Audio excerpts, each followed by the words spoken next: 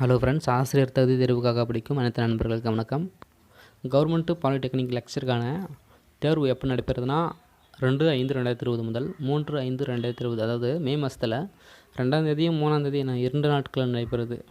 இதுக்கான தேர்வு government polytechnic லெக்சருக்கான தேர்வு. எத்தனை காலிடங்கள்னா 1060 காலிடங்கள். இதுக்கான நோட்டிஃபிகேஷன் வந்த தேதி எப்போனா 27/11/2019 அன்று நோட்டிஃபிகேஷன் வந்தது. நம்மளுடைய யூடியூப் சேனலில் இதுக்கு முன்னாடி இருந்தே இதுக்கான அறிவிப்புகளை அறிவிச்சிட்டு வந்தோம். நம்மளுடைய யூடியூப் சேனலை பார்த்துறவங்க கண்டிப்பாக அதுக்கு முன்னாடி இருந்தே படிக்க ஸ்டார்ட் பண்ணியிருப்பாங்க. இப்போ நோட்டிஃபிகேஷன் விட்ட தேதியிலேருந்து டோட்டலாக 6 மாதம் இதுக்கான இடைவெளி இருந்துக்கும். ஸோ அந்த 6 மாதத்தில் படிக்காதவங்க ஒழுங்காக படிச்சிருந்தால் கண்டிப்பாக ஒரு லெவலில் நம்ம இப்போ படிச்சுட்ருப்பாங்க. ஸோ இங்கிலீஷ் லாங்குவேஜாக இருக்கிறதுனால நிறைய பேருக்கு கடினமாக இருக்கும். ஸோ அது ஒரு பொருட்டே இல்லை.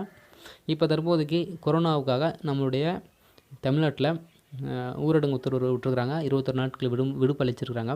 ஸோ அதனால் படிக்கிறவங்க இந்த 21 நாட்கள் சரியான முறையில் பயன்படுத்தி கொண்டு படிங்க. இதுக்கு முன்னாடி நிறைய நண்பர்களை பார்ட் டைம் வேலை பார்த்தணும், அப்படி இல்லைன்னா நிறைய நண்பர்கள் ஆசிரியராக பணிபுரிஞ்சணும். மற்ற நேரங்களில் இப்போ ஃப்ரீயாக இருக்கிற டைமில் படிச்சுட்ருப்பாங்க.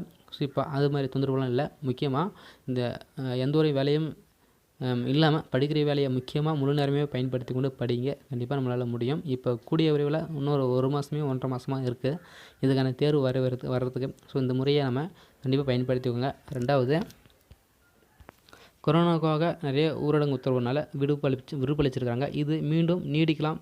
ஸோ அதனால் இந்த 21 நாட்கள் விட்டுருக்காங்களே, நாளைக்கு படிச்சுக்கலாம் இன்றைக்கி படிச்சுக்கலாம்னு சொல்லிட்டு மிஸ் பண்ணாதீங்க. வீட்டில் நிறைய கூட்டங்கள் இருக்கும்.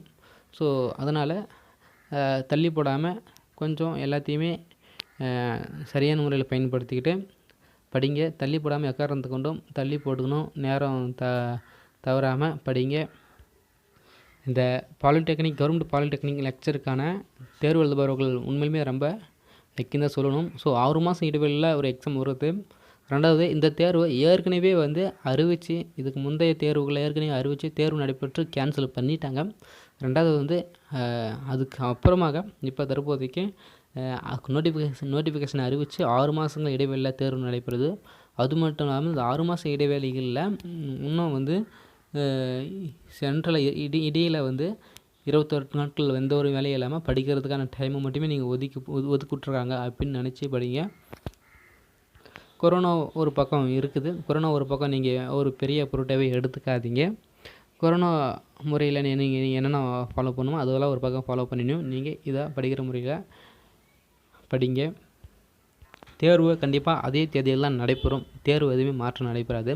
ஸோ அந்த தேர்வு நடைபெறுதுன்னா கண்டிப்பாக அந்த தேர்வு பக்கம் வந்துருச்சுன்னு சொல்லிட்டு கொஞ்சம் வேகமாக படிங்க.